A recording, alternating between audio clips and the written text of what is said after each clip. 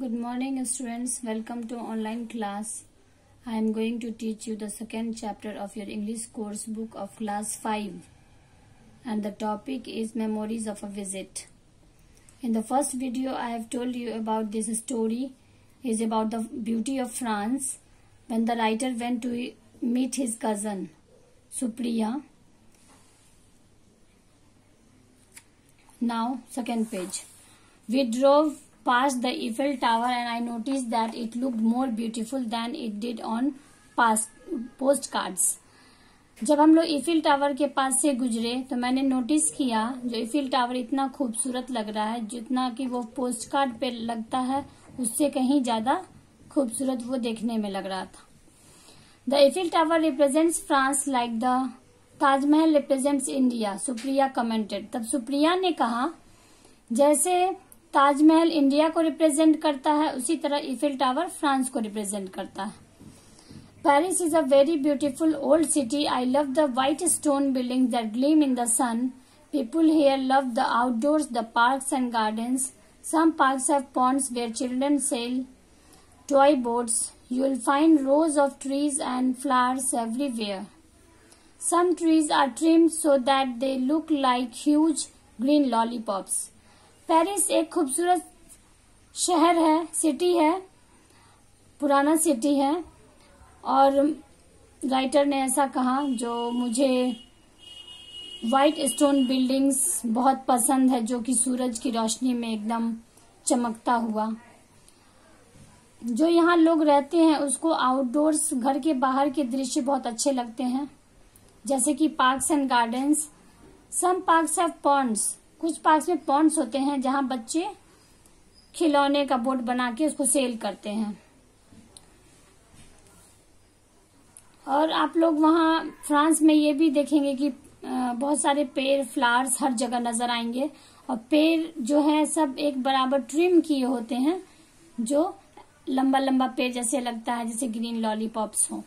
Well it seems like the people of Paris are proud of their city. They keep it so clean. I had to remark because I didn't see any litter on the streets. Well, वहाँ के लोग जो होते हैं Paris के लोग उसे अपने सिटी पे गर्व है जो हमारा सिटी इतना अच्छा है, साफ सुथरा. और मैंने ये नोटिस किया था कि वहाँ गली में कहीं पे भी गंदगी नहीं फेंकी रहती है. That's why tourists love to visit this city and Paris. Being the capital is well connected to other parts of the country, so travel is not problem at all. इसलिए टूरिस्ट को वो सिटी घूमना अच्छा लगता है क्योंकि Paris जो है वो फ्रांस का कैपिटल भी है और वहाँ ट्रैवल करने में कोई प्रॉब्लम्स नहीं आती. We reached Supriya's flat. From the window I saw the scene, the river that winds through Paris like a wet grey ribbon. I noticed pavement cafes where people sat at the little tables outdoor, eating, drinking and talking. It all looked very pretty. जब मैं सुप्रिया के flat पे पहुंचा तो खिड़की से देखा कि वहां से सीन रिवर नजर आ रही है जहां जो पानी है वो गोल गोल घूम रही है रेड रिबन की तरह, ग्रे रिबन की तरह. और मैंने देखा वहां से पेवमेंट कैफेज भी नजर आ रहे थे जहां लोग टेबल पे बैठ के बाहर में खा रहे हैं, पी रहे हैं, बातें कर रहे हैं और सब बहुत ही प्रिटी नजर अच्छा लग रहा था. There was much to see in Paris. I even visited the museum du Louvre, one of the finest museum in the world. Paris में बहुत सारी चीजें देखने वाली थी लेकिन वो उन लोगों ने सबसे अच्छा म्यूजियम देखा वहां. After a month in Paris, we visited Normandy and Brittany, two of the oldest part of the country. एक मंथ बाद पेरिस में हम लोग नॉर्मैंडी और ब्रिटानी घूमे, वहां का सबसे पुराना हिस्सा. Brittany is a peninsula and part of Normandy is a peninsula too. This means that the land reaches out into the sea and in the case of Mediterranean Sea, maybe that is why this part of France felt cooler. Sometimes storms rose from the ocean and it rained a little almost every day. The people here, mainly farmers and fishermen, were quite old-fashioned. They weren't interested in trying new things, unlike the people in other parts of France, especially Paris. Brittany एक peninsula है और Normandy का भी कुछ हिस्सा peninsula है, जिसका मतलब जो समुद्र के सामने जो लैंड है, जैसे कि मेडिटेरेनियन सी, और इसलिए फ्रांस का the part of France felt cooler, ठंडा वहां का मौसम रहता है। समटाइम्स कभी कभी आंधी तूफान भी उठ के आती है ओशन से, और खूब सारी बारिश रोज होती है।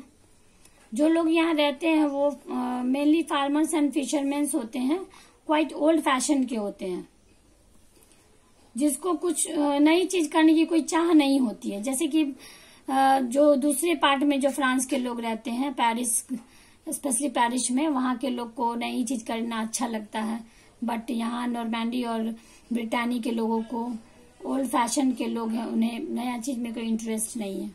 We went to a small museum close to the seaport, which had models of wooden sailing ships that soldiers and colonists had sailed in.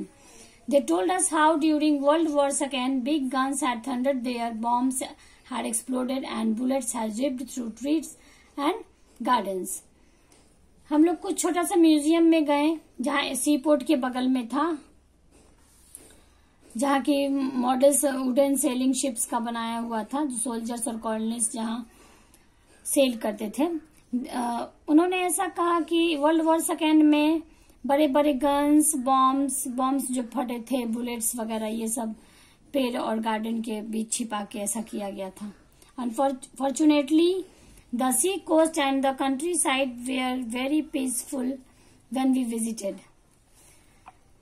C coast और कंट्री साइड बहुत ही शांतिपूर्वक था, बहुत, और जहां हम लोग घूमने गए थे। France turned out to be all that I dreamed of and more. I returned home cherishing every moment of my 2-month holiday in France.